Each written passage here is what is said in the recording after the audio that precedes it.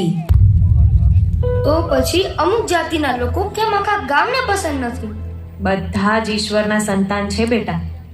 અસ્પૃશ્યતા તો સામાજિક કલંક છે, સંસારની સમસ્યા છે. સંસાર એ કોને કહેવાય બા? નરેન્દ્ર, હવે મને સુવા દે.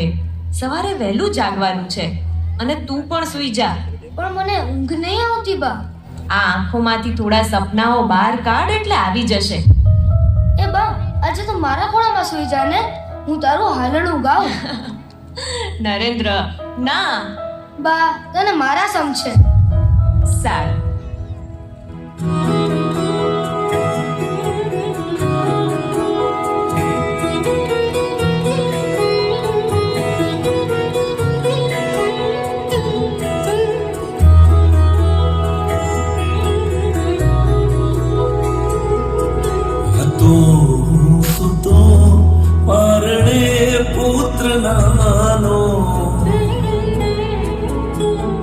રડું છેક તો રાખતું કોણ છાનું,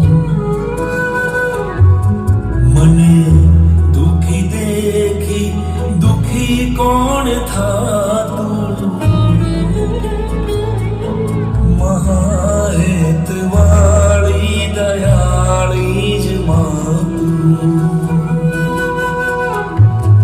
મહાહેત વાળી દયાળી જ માતું.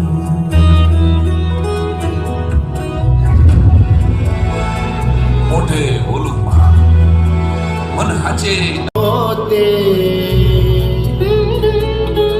પીડા પામું પંડિત જે સ્વાદ નોતે, મને સુખ માટે કટું કોણ ખાતું, મહાહેત વાળી દયાળી જ માતું, મહાહેત વાળી દયાળી જ માતું. અવિરત કામ કરતી માતાનું કોઈ સન્માન કરતું નથી. માં કોઈ શિલ્ડ કે શાલની મોહતાજ પણ નથી. સાચું કહું તો માના ત્યાગ અને મમતાને સન્માની શકે એવું શિલ્ડ જગતમાં હજુ સુધી બન્યું જ નથી.